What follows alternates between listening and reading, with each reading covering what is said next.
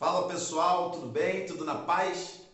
Quero falar hoje sobre um assunto que tem me incomodado demais. É como se Deus estivesse batendo na mesma tecla dentro do meu coração e eu quero compartilhar isso com você. Eu não sei se você já ouviu alguma vez falar sobre isso. Eu nunca tinha ouvido falar até, acredito eu, que deve ter mais ou menos um ano e pouco que eu ouvi falar sobre esse assunto. E de lá para cá, esse assunto não para de martelar dentro de mim. Esse assunto, falando em martelar, nós estamos com uma obra, tá, gente? Aqui em volta, na nossa comunidade aqui de adoração. E se por acaso você ouvir umas marteladas de vez em quando, não liga não, tá bom? Obra lá e obra aqui na nossa vida e a gente vai caminhando. Então, eu sinto que essa história que eu quero contar para vocês, essa situação, esse assunto vem martelando dentro de mim de maneira mais intensa. Então eu sinto que é algo que o Espírito Santo está querendo nos nortear nesse tempo. O maior segredo da nossa vida é estar sensível à voz do Espírito Santo. Não se trata do que nós queremos, não se trata dos nossos objetivos, não se trata dos nossos sonhos. Não, tudo isso é balela, tudo isso vai terminar por aí mesmo. Se trata de um sonho eterno, de um Deus eterno. Se trata de projetos eternos, de um Espírito Santo fantástico. É esse Espírito Santo que nós temos que ouvir. E eu acredito que o Espírito Santo está soprando algo nesse tempo. Eu acredito que ele está querendo dizer algo nesse tempo. E quem tem ouvidos, ouça o que o Espírito diz às igrejas.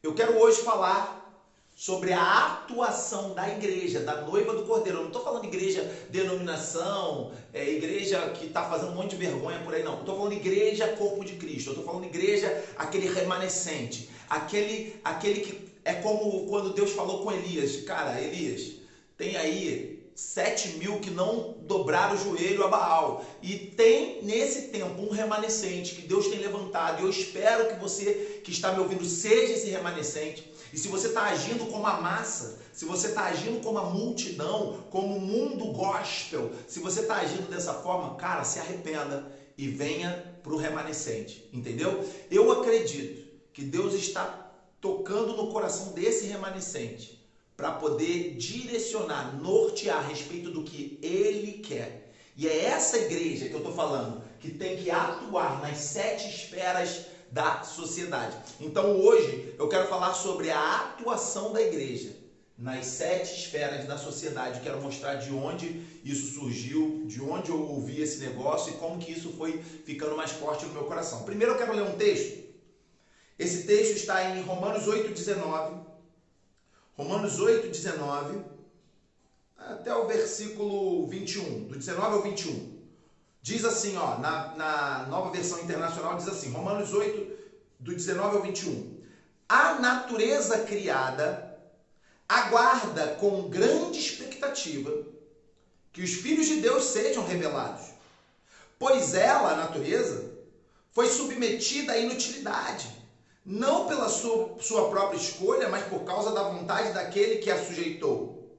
Na esperança, a natureza aguarda na esperança de que a própria natureza criada será libertada da escravidão da decadência em que se encontra, recebendo a gloriosa liberdade dos filhos de Deus. Então escutem bem o que eu vou falar.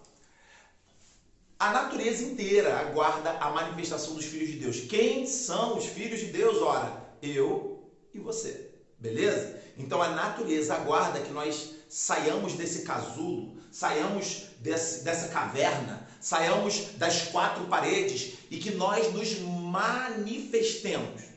Então, em outras palavras, o que a Bíblia está dizendo para você, você é filho de Deus, então manifeste-se.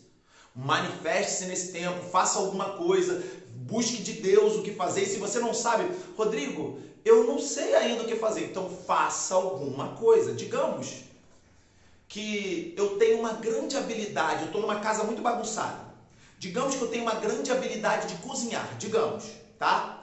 Só que eu não sei ainda, eu não descobri esse talento ainda. Imagina que a casa está toda revirada, toda bagunçada, e as pessoas que moram nessa casa decidiram se organizar para arrumar essa casa. Alguns não estão nem aí, outros estão sujando ainda mais, Mas alguns, poucos, a minoria, decidiu arrumar essa casa.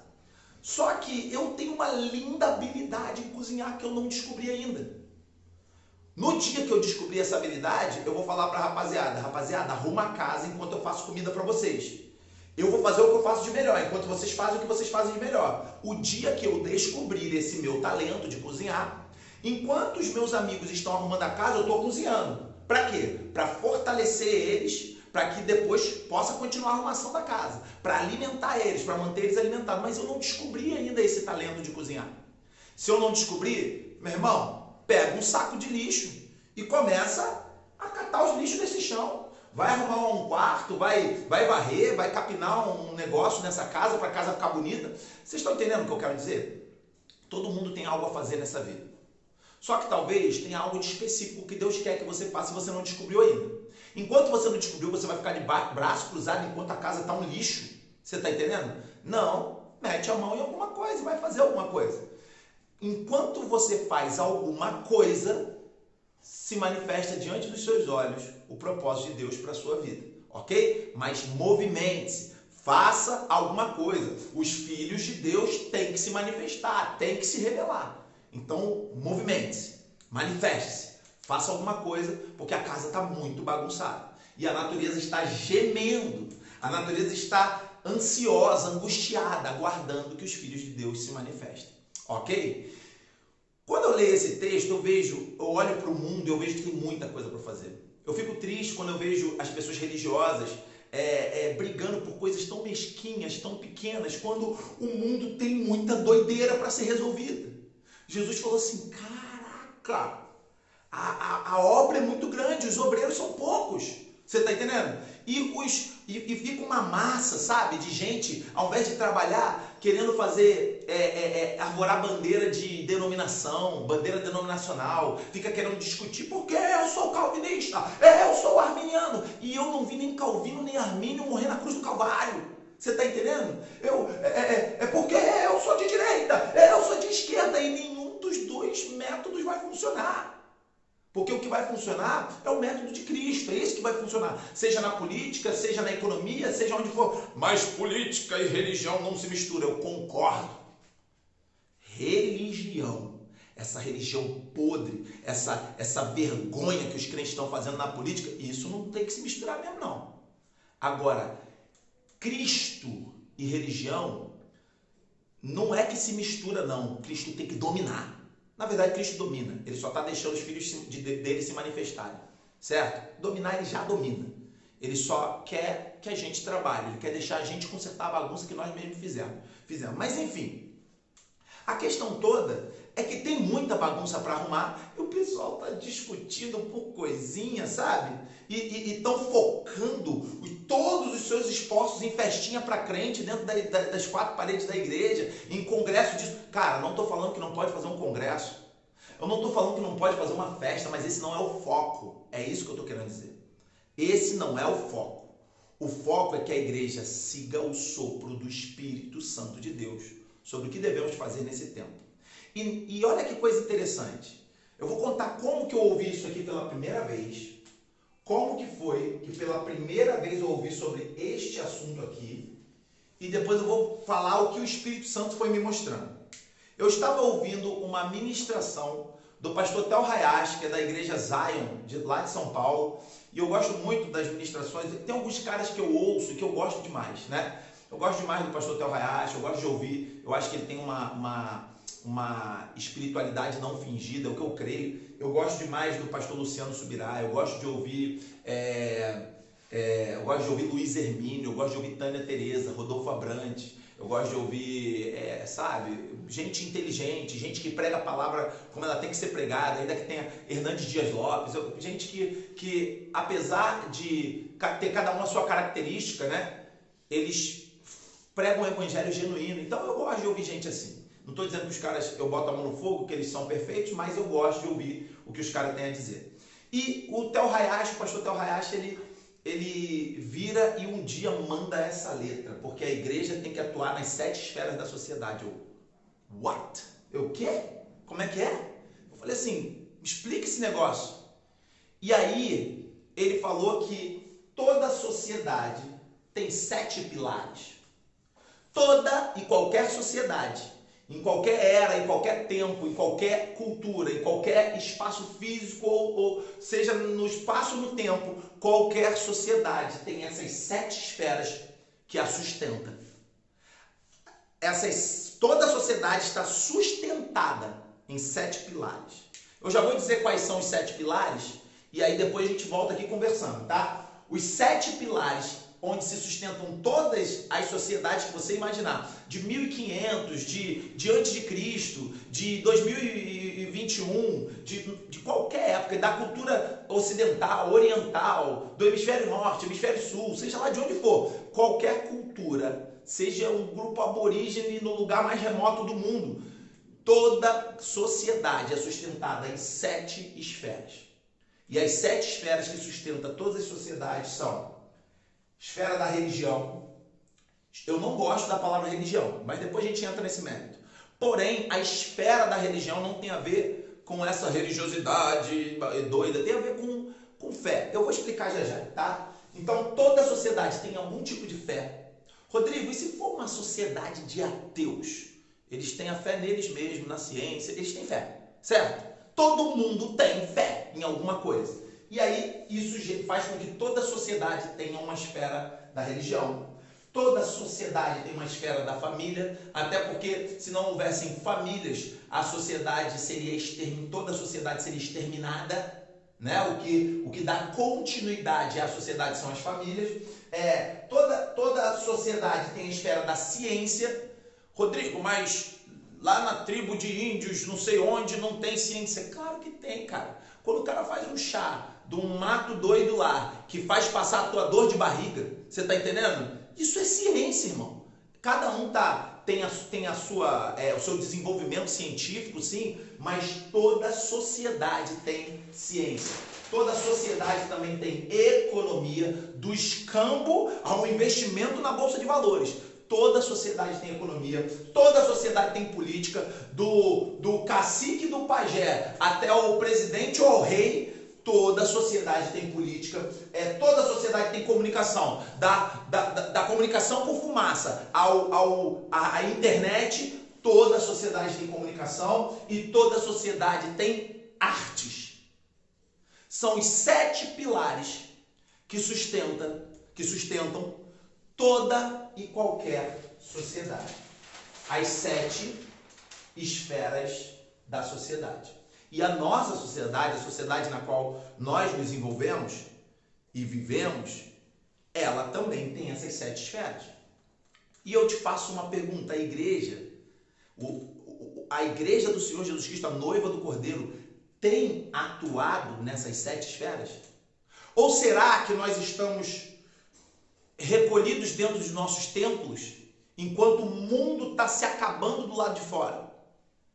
Será que a igreja tem atuado? Olha que coisa interessante. Quando o povo de Israel foi levado cativo, né, para a Babilônia, Deus deu a seguinte palavra: vão para essa cidade que vocês estão sendo levados, entendam que é o momento de vocês serem cativos. Não adianta, não vai rolar outra coisa, são 70 anos, segura a onda aí, Jeremias profetizando bonitinho, detalhe por detalhe, Deus orientando Jeremias, e Jeremias ouviu o sopro do Espírito Santo, quando o Espírito Santo dizia: é tempo de vocês irem para a Babilônia, e na Babilônia vocês construam suas casas, formem famílias, vivam em paz na cidade, e orem pela paz da cidade, porque na paz da cidade vocês também terão paz.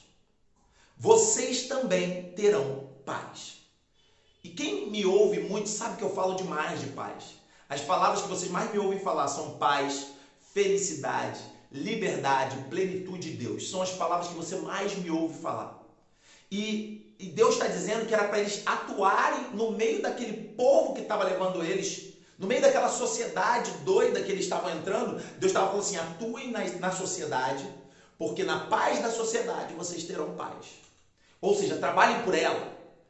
Ajam, não fiquem parados esperando, ou só falando glória, glória, glória, glória. Não, vai lá e faz alguma coisa. Você está entendendo? E vocês vão trabalhar pela paz, e a paz da cidade também vai ser a paz de vocês. E quando eu começo a olhar para a Bíblia, depois que eu ouvi pela primeira vez o pastor Tel Hayashi falava sobre isso, Eu comecei a ficar doido. Eu falei, caramba, não é que é, irmão. Isso aqui é uma peça de um quebra-cabeça que faltava na minha caminhada. Não estou falando que não faltam outros, talvez Deus ainda vai completar esse meu quebra-cabeça da vida, ainda com outras peças, mas isso aqui foi uma peça muito importante. O pastor Theo Hayashi contou a história. E eu não vou lembrar dos detalhes da história aqui agora. Eu estava ouvindo uma live que ele estava fazendo, ele contou a história de que, isso deve ter lá no Instagram dele gravado, que foi no Instagram que eu vi, eu imagino que ele deve ter deixado registrado lá, então tá por lá, você procura lá que você acha. Ele disse que o presidente da Jocum, o órgão missionário mais famoso do mundo, se você não sabe o que é Jocum, é sinal de que a sua visão de missões está muito debilitada. O que eu quero dizer com isso? Imagina que você joga basquete. Não tem como você não saber o que é NBA. Imagina que você ama esportes automobilísticos. Não tem como você saber quem é. Não tem como você não saber quem era Ayrton Senna, Michael Schumacher, Lewis Hamilton.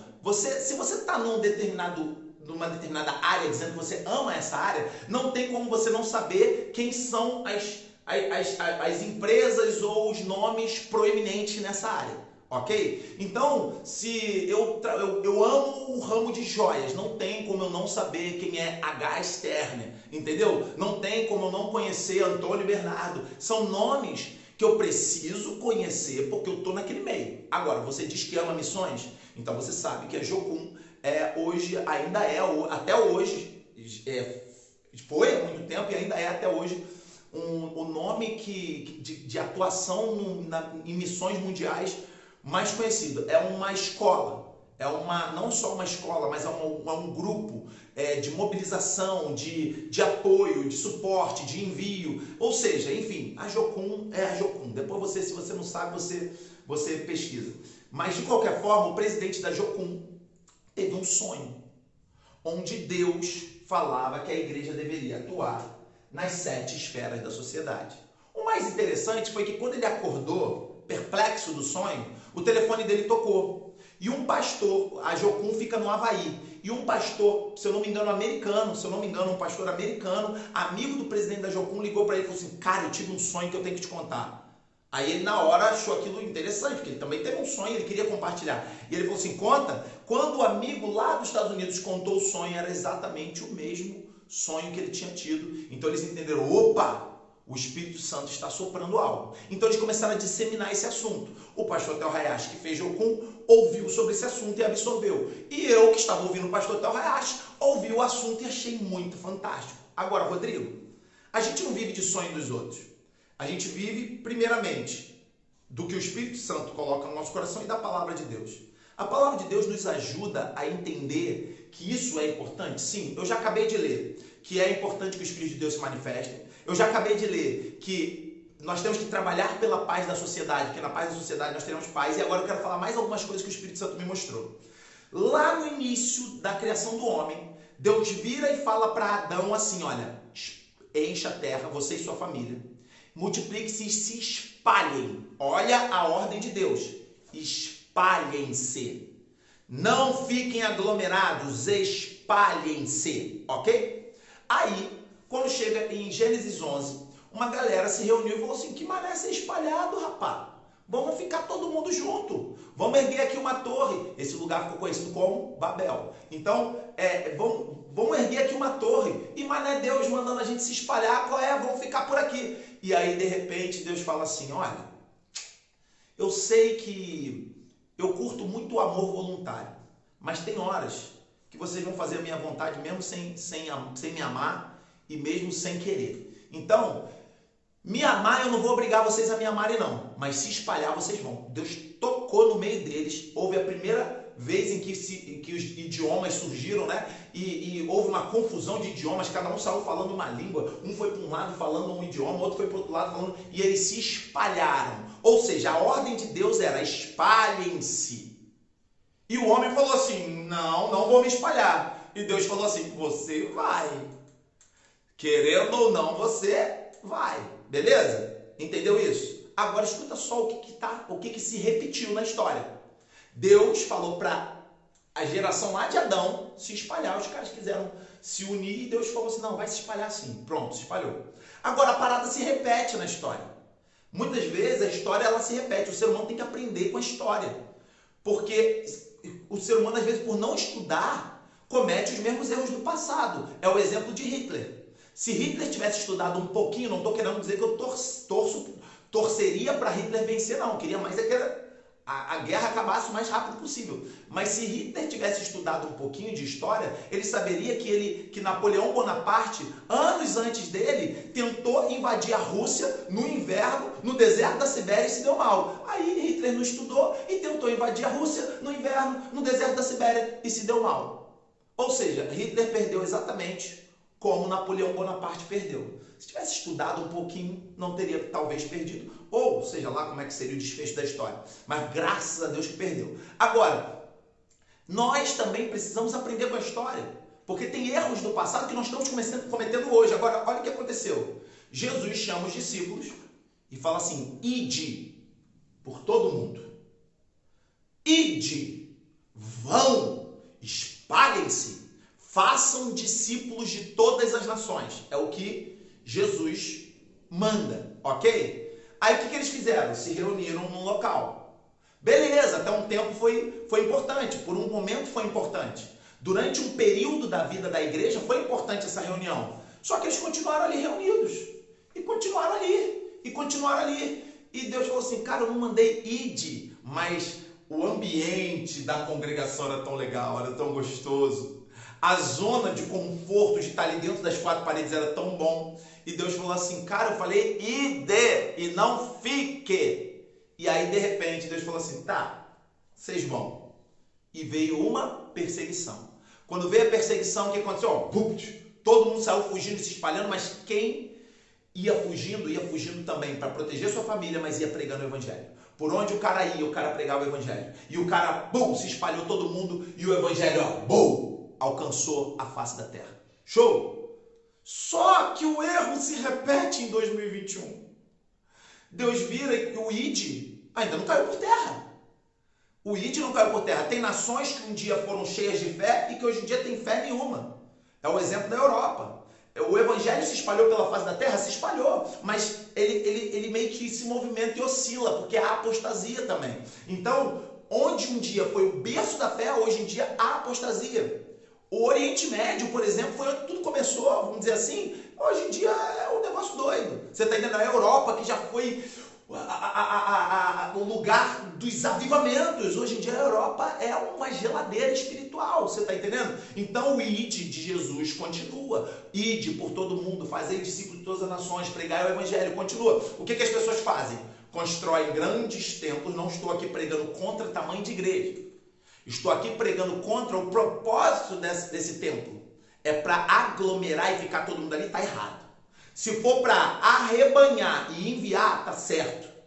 Pode ser a igreja de 20 mil lugares, não tem problema. Pode ser com tecnologia, com luz, pode ser preta, pode ser branca, pode ser igreja do worship, pode ser igreja do reteté. Não interessa, desde que o foco seja, vou resgatar e acolher para preparar e enviar. Vou resgatar e acolher para preparar e enviar. Mas não. Eles querem que fique. Jesus disse ide.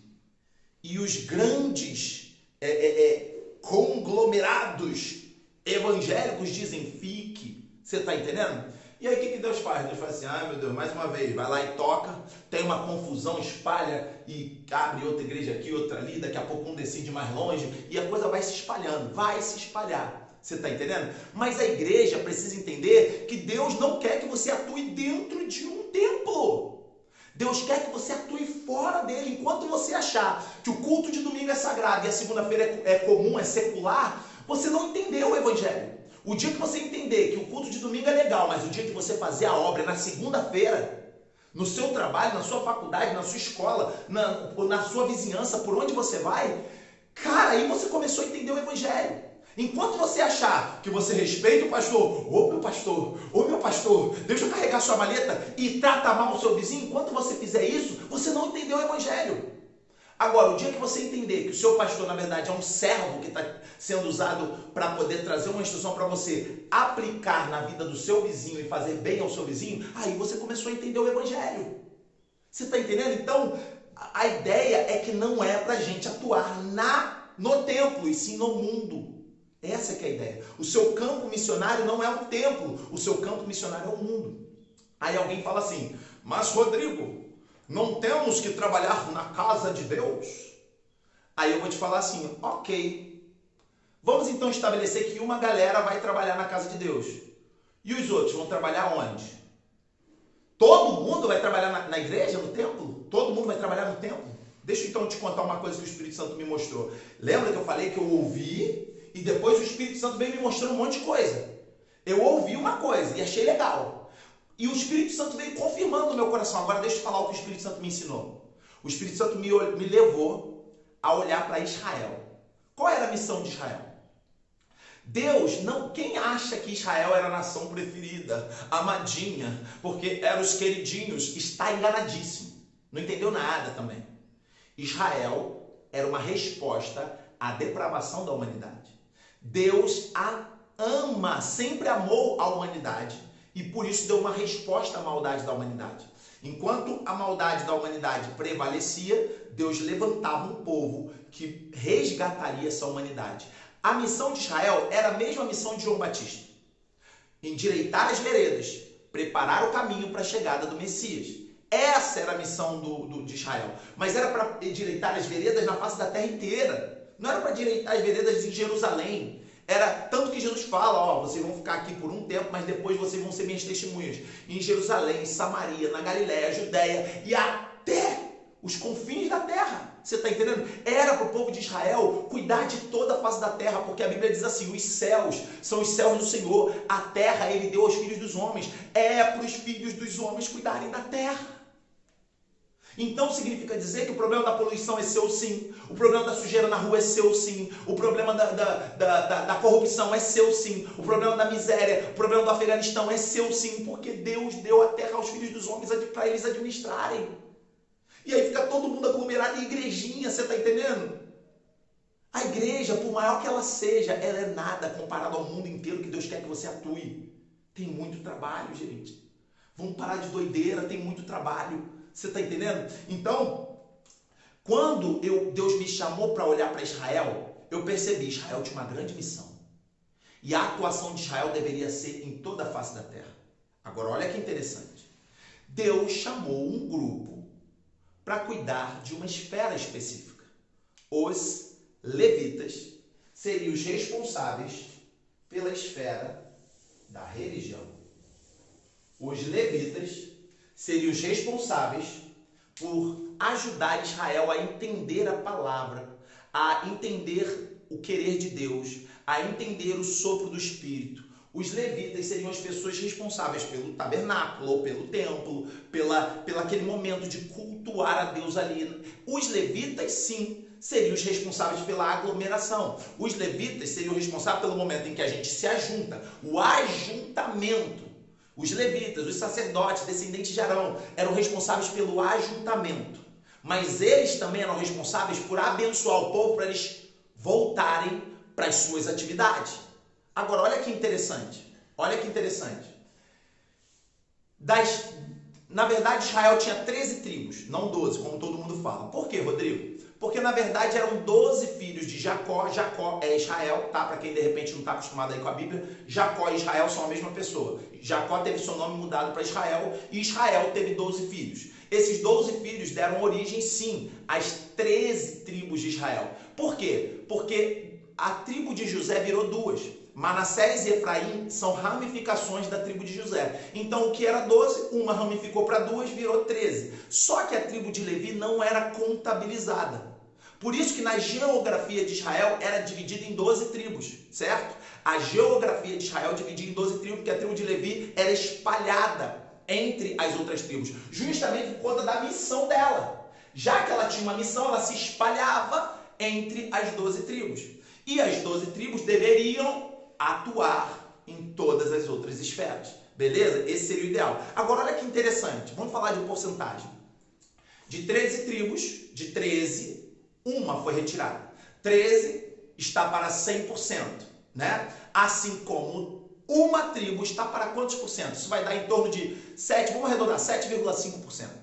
7,5%, tá? 7,5% das tribos eram tratadas como obreiros da religião. E olha, eu te faço uma pergunta. Quantos por cento das pessoas que frequentam a igreja estão querendo atuar na igreja? Eu acredito que é muito mais do que 7,5%. Mas eu vou melhorar ainda essa situação. Vamos falar em números de pessoas contabilizadas. Quando Moisés fez uma contagem em Israel, tinha 603 mil homens. Eles contavam só os homens por conta de uma cultura doida que eles tinham. 603 mil homens, ok? Em todas as tribos de Israel, sem contar Levi. A tribo de Levi tinha 22 mil, somando um total de 625 mil homens. 625 mil homens. Se tirar só a tribo de Levi, 625 está para 100%, assim como 22 mil homens está para 3, alguma coisa, 3,5%. Significa dizer que a porcentagem de gente, de todos os membros da igreja, pensa em quantos membros tem a sua igreja. Pensa lá, por exemplo, tem igreja que tem 20 mil membros, tem igreja que tem 20 membros. Tem igreja que tem 20 mil e tem igreja que tem 20. Tem igreja que tem 100, tem igreja que tem 1000. Pensa em quantos membros tem a sua igreja. Se todas essas pessoas são filhos de Deus, como dizem ser, significa dizer que apenas entre 3 a 7% deveria estar atuando dentro da igreja. Vamos arredondar? Vamos botar 5%. 5% deveria estar atuando segundo a mesma lógica matemática dos levitas, que quem escolheu foi Deus. Segundo a mesma lógica matemática de Deus para Israel, segundo a mesma lógica matemática, apenas 5% de todos os membros de uma igreja deveriam estar atuando na igreja. Aí, o que é atuar na igreja, Rodrigo? Sei lá. Você não diz que tem ministério de jovens, ministério de adolescentes, ministério de louvor, ministério disso, ministério daquilo? Todos esses ministérios são religião. Todos esses ministérios são esfera da religião, esfera da fé. Todos esses ministérios são igreja. Igreja templo, né? Igreja templo, são templo. Todos esses ministérios são templo. Ok? Só 5% de todos os membros deveriam estar fazendo isso. É isso mesmo que você está me ouvindo. Porque 95% tinha que estar atuando fora da igreja. 95% atuando fora da igreja. Porque Israel tinha que cuidar da esfera da religião? Sim. Então Deus levantou em torno aí de 5%. Agora, os outros 95% iam cuidar da esfera da família, iam cuidar da esfera da ciência, iam cuidar da esfera da economia, iam cuidar da esfera da política, iam cuidar da esfera da comunicação, das artes, iam cuidar de tudo isso. Você está entendendo? Tem muita coisa para ser cuidado, tem muita coisa para se manifestar. Aí olha o que o Theo Hayashi falou. Toda a sociedade está apoiada em sete esferas, em 7 sustentáculos, em 7 colunas, beleza? Aí agora olha o que eu leio em Apocalipse 17. João viu a grande prostituta assentada sobre 7 montes, 7 colinas. E eu, uau! Olha as coisas se encaixando. E eu falei assim, uau! Eu sei que Apocalipse tem um monte de interpretação. Eu não estou aqui para ser o cara que bate o martelo e diz que é isso, que não é aquilo. Vai ler você a Bíblia para ver se o que eu estou falando faz sentido ou não. Mas quando eu olho para esse texto, eu falo, olha aqui, olha aqui. A mulher, a prostituta, representa a sociedade como um todo. A prostituta representa a sociedade corrompida, a sociedade destruída pelo pecado, a sociedade que gosta do pecado porque o povo gosta. A verdade é essa. Ah, tadinho, eles são oprimidos do pecado. Não, eles amam o pecado. Você está entendendo? Essa é a nossa sociedade. E ela está assentada sobre 7 montes, ela está apoiada em 7 colinas, em 7 montanhas. E cada uma dessas 7 montanhas tem várias representações na Bíblia. Algumas representações são até explicadas pelo anjo lá na hora, mas cada uma dessas 7 montanhas representa uma dessas esferas que sustentam a sociedade. Se a Bíblia compara essas esferas a montanhas, eu quero te comparar aquele guerreiro que vem subindo a montanha com uma bandeira na mão e vem atravessando um ambiente de guerra, um ambiente hostil, mas com uma bandeira na mão. Com qual objetivo? O objetivo de cravar essa bandeira no topo da montanha. Só que essa bandeira não é a bandeira da sua denominação. Essa bandeira não é a bandeira dos seus sonhos. Essa bandeira não é a bandeira dos seus projetos eclesiásticos. Não, essa bandeira é a bandeira do reino de Deus, que tem que ser cravada em todas as montanhas, em todas as 7 colinas, em todos os 7 montes, em todas as 7 esferas. Hoje, quando você olha, por exemplo, até a esfera da religião também, mas quando você olha, por exemplo, para a esfera da política, por exemplo, qual bandeira que você acha que está cravada lá em cima desse monte? É a bandeira do reino de Deus? Olha para a sua sociedade e me fala, olha para os 7 montes, olha para as 7 esferas que eu mencionei: religião, família, ciência, economia, política, comunicação, artes. Olha para as 7 esferas. São 7 montes. Lá em cima de cada monte tem uma bandeira cravada. Não tem monte sem bandeira cravada. Entenda isso. Não existe. Só existem 2 bandeiras: reino das trevas ou reino de Deus. Qual bandeira que está cravada no alto desses 7 montes? E se você chegou à conclusão óbvia que em todas as esferas, inclusive na da religião, está cravada a bandeira do reino das trevas, quem você acha que é o responsável por subir esse monte, lutando e batalhando contra o inimigo e cravar a bandeira do reino de Deus? Quem você acha que é o responsável por isso? É você, sou eu e você que está me assistindo agora. Só que sabe o que a maioria das pessoas faz? Eu não sou pastor, eu vou me recolher na minha zona de conforto e vou deixar alguém guerrear. Por que você acha que Deus chamou Gideão? Quem não conhece essa história, depois lê lá. Por que você acha que Deus chamou Gideão e falou assim: Gideão, tem muita gente aí, deixa só os 300 melhores, porque tem um monte de peso morto aí no meio desse teu exército, Gideão. Será que temos peso morto no que se diz igreja hoje? No que se diz povo de Deus, filhos de Deus hoje? E você é um peso morto? Ou você está atuando? E aí eu quero falar rapidamente, para não estender, que o vídeo já está aí com quase 40 minutos. Olha só.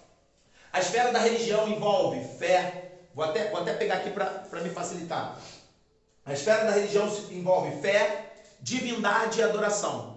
A esfera da religião, se ela estiver cravada no monte, no topo, a bandeira do reino de Deus, as pessoas vão ter fé em Cristo, vão entender que Deus é Deus, que é o Senhor Jeová Todo-Poderoso, vão entender que a adoração só a Ele. Mas se não estão entendendo, é porque não é a nossa bandeira que está cravada lá. Então tem outra bandeira lá, a bandeira da enganação, a bandeira da corrupção dentro da fé, a bandeira do egoísmo, eu quero só para mim, tudo meu, a bandeira do sistema satânico. É isso que está lá nesse monte. Nós precisamos. Agora, lembra que a esfera da religião é só para 5%, tá? Então procura saber: Rodrigo, eu quero a esfera da religião, mas tem a ver com o seu querer ou de Deus? Será que você ainda está naquela fase de criancinha de eu quero, e você quer a sua vontade? Ou você já amadureceu o suficiente para entender que atuar nas esferas não tem a ver com o seu querer, e sim o querer de Deus? Então, esfera da religião: fé, divindade, adoração. Esfera da família é a esfera que afeta justamente a sociedade, a cultura e os relacionamentos. Sociedade, cultura e relacionamento. Isso mesmo, a cultura está deturpada porque as famílias estão deturpadas, porque quem afeta a cultura são as famílias. Alguém pode falar assim: não, Rodrigo, a cultura é que afeta as famílias. Sim, a cultura afeta as famílias fracas. A cultura afeta as famílias desestruturadas, destruídas. Meu irmão, bota uma família de cabeça erguida, pai, mãe, filhos, instruídos, orientados, envolvidos com o Espírito Santo. Vê se cultura vai influenciar essa família. Influencia nada. Agora, essa família influencia o local onde ela vive. Então, entenda isso. A família, ela envolve a cultura. Por isso que tem que se atuar na família. Agora, não pense você que atuar na esfera da família é ir para a igreja fazer cultinho da família ou jantar de casais. Não, isso é atuar na esfera da religião. Atuar na esfera da família é achar um meio que o Espírito Santo vai te dar, se esse é o teu chamado, de atuar para fora das 4 paredes, nas famílias da terra. Você está entendendo? Nas famílias do universo e não dentro da igreja. Esfera da ciência. A esfera da ciência envolve educação, saúde, tecnologia. Como seria importante se nesse tempo de pandemia a esfera da ciência tivesse uma bandeira do reino de Deus cravada lá em cima?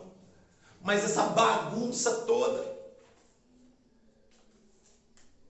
A esfera da economia. Para quem acha que crente não tem que se meter com dinheiro, você está enganadíssimo. A esfera da economia, às vezes, é o que dá suporte para a obra de Deus, tá?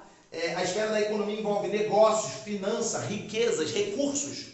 Então, Paulo mesmo fala, se o seu chamado é ofertar, se o seu chamado é suprir as demandas da obra de Deus, que faça com liberalidade. Então, tem pessoas que têm um chamado para atuar na esfera da economia. Atuando não dentro da igreja, mas fora, negociando, fazendo, acontecendo, sendo exemplo, sendo íntegro e também suprindo as demandas do reino de Deus. Ok? A quinta esfera é a esfera da política. Aí entra a frase que eu falei no início: política e religião não se misturam. Concordo. Porque a religião é uma coisa nojenta. Aí eu estou falando de religião. Entenda, quando eu falo de esfera da religião, eu estou falando de algo que aponta para a fé, tá? Agora, vamos falar desse peso religioso que nós temos hoje na nossa sociedade. Isso sim é um dano. Isso sim é um câncer. Esse peso religioso, farisaico, que gosta de palavras de homens, que gosta de doutrinas, dogmas humanos, deixa o amor de lado. Você está entendendo? Sabe o que eu fico impressionado? Um dia eu fui conversar com algumas pessoas, olha só que doideira, para você entender como que o farisaísmo ele é envolvido, ele entranha nas pessoas. Eu fui conversar com as pessoas, escuta bem o que eu vou te falar, e aí você entenda como você quiser. Eu fui falar com as pessoas sobre a possibilidade, escuta bem, eu fui falar com as pessoas sobre a possibilidade de a pessoa ser condenada, vai para o lago de fogo eterno, que a Bíblia fala sobre isso, eu não tenho como negar o que a Bíblia fala. A pessoa é condenada, não entregou sua vida a Cristo, porque esse é o ponto, né? Não é se você é bonzinho ou ruinzinho, porque a Bíblia diz que ninguém é bom, mas sim se você se entrega por completo a Cristo ou não se entrega. A pessoa não se entregou, viveu a vida do jeito que ela quis e pum, foi condenada, foi para o lago de fogo eterno, que foi preparado para o diabo e seus anjos, mas que o homem entra de intrusão, que é. Então, a pessoa foi para o lago de fogo eterno. Aí, no meio da conversa, no meio da aula, da palestra, eu falei sobre a possibilidade de Deus ter um poder de redenção tão grande. Eu falei da possibilidade da obra na cruz do Calvário ser tão poderosa a ponto de redimir até quem foi para o lago de fogo eterno. Meu irmão, quando eu falei sobre isso, eu acredito que aqueles que têm um amor profundo de Deus pensariam assim, cara, que legal. Já parou para pensar nisso? Pessoas que estão sofrendo e que vão ser redimidas. Eu acho que um cristão que ama, que transborda amor, ele falaria assim, cara, que impressionante, nunca parei para pensar nisso, mas que estou feliz, porque pessoas que fizeram coisas ruins e que não entenderam, vão ter que passar pelo lago de fogo eterno, eternidade no lago de fogo eterno, mas, cara, se eles forem redimidos, olha que legal, a esperança para eles. Uma pessoa que ama pensaria assim, mas um fariseu, um saduceu, um doutor da lei, ele pensa negativo, não pode, não há redenção, condenação, mata, crucifica. Cara, eu vi pessoas falando assim, ué, ô Rodrigo, assim então é mole. Eu falei assim, se é mole, trilha esse caminho, ué. Se você diz que é mole, trilha esse caminho, vai parar lá no lago de fogo eterno, é molinho. Vai lá, pô. O que eu tô querendo dizer é que as pessoas que amam de verdade sonham com o melhor para todos. As pessoas que amam não estão ligados às suas convicções e dogmas humanos, eles querem o Espírito Santo, o amor de Deus, a palavra de Deus, é isso que eles querem, certo? Agora, quando as pessoas, por que eu estou falando tudo isso? Porque quando as pessoas são envolvidas em dogmas humanos, eles viram religiosos, e os religiosos não têm que se meter com política mesmo não. Os religiosos não têm que se meter com política mesmo não. Aqueles que amam e trabalham pelo reino, esses deveriam se envolver com política. Os religiosos eu quero mais é que sumam. Esse bando de crente que está fazendo vergonha e não está ajudando em quase nada. Eu estou falando quase nada porque eu acredito que tem alguém ainda trabalhando sério lá. Eu acredito nisso. Mas uma montoeira que entrou para se vender e para fazer vergonha, para ser preso, você está entendendo? Para depois passar vergonha nos crentes, esses não tinham que se envolver com política mesmo não. Agora, aqueles que são do reino de Deus, esses deveriam se envolver com política. O que eu estava querendo dizer é que política envolve governo, gestão pública, autoridades e leis. Leis. Então, vai nessa de que o cristão não tem que se envolver com isso. Eu estou falando um cristão genuíno, verdadeiro. Você está entendendo? É isso que eu estou falando. Aquele que vai para a política disposto a morrer. Morrer, se não for, para não se corromper. É isso. Porque o cara vai e se corrompe. Vai e se corrompe. Porque não é um Daniel, Ananias, Misael, Azarias da vida. Daniel, Ananias, Misael e Azarias estavam numa política corrompida demais. E era muito pior do que hoje. Que o cerol era mais fino, você está entendendo? Então, venceram e está mostrando aí que é possível sim. É possível entrar na polícia e não se corromper. É possível entrar na política e não se corromper. É possível você trafegar em qualquer área sem se corromper, desde que você esteja disposto a morrer. Não está disposto a morrer? Então, eu não sei nem qual é a tua. Entendeu? Então, vamos lá.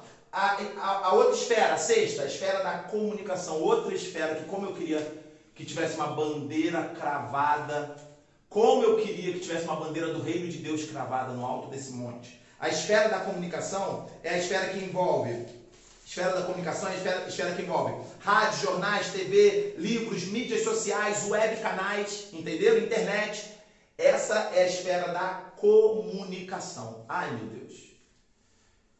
A era da informação virou a era da fake news, virou a era da desinformação. Um fala uma coisa, outro fala outra e no final fica aquela pergunta de Pilatos. O que é verdade? O que é verdade? Deixa eu voltar aqui que estava... O que é verdade? Você está entendendo? Então, a verdade é Cristo, irmão. Desde que começou a pandemia, a primeira coisa que eu fiz foi desligar a televisão. Parar de ver reportagem, toda e qualquer reportagem. Rodrigo, mas aí tu não fica alienado? Cara, eu vou te falar, é a reportagem que aliena. Eu fiquei conectado com Deus. Agora, quem está desconectado de Deus é que está alienado. Você está entendendo? E eu estou vivendo em paz, mesmo em meio ao caos. Rodrigo, mas você não está triste com coisas ruins que estão acontecendo? Eu estou arrasado. Algumas notícias que chegam a mim, porque eu vou pesquisar em fontes diferentes, eu vou ali olhar, eu olho um monte de site, falo assim, cara, esse aqui não, esse aqui não, esse aqui não. Canal de televisão, então, site, esse aqui não, esse aqui não, esse aqui não. Aí quando eu vou num site que eu acho isso aqui deve dar, né? Que eu vou ali naquele site, eu vejo um pouco de notícia, as poucas notícias que eu vejo, eu fico arrasado. E eu oro a Deus e peço. As últimas notícias do Afeganistão, eu chorei. Só que eu choro e peço a Deus. Mas a Bíblia fala sobre uma paz que excede todo entendimento. Ou seja, uma paz que você consegue ter paz em meio ao caos. E essa paz eu estou vivendo e não vou perder por conta de mentirada de mídia. Entendeu? Então, como eu quero os crentes na comunicação para falar a verdade. E por fim, o último, a esfera das artes, que a igreja precisa atuar. E eu não estou falando de fazer composiçãozinha para cantar dentro de igreja e ficar só assim, não. Isso é esfera da religião. Esfera das artes é para fora, é para o mundo. Você está entendendo? Então, eu resumi aí. Eu sei que o vídeo ficou longo pra caramba, mas eu precisava passar essa mensagem, essa visão.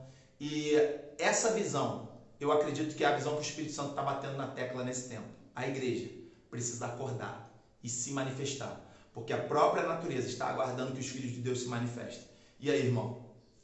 Vai se manifestar ou não vai? Que Deus te abençoe.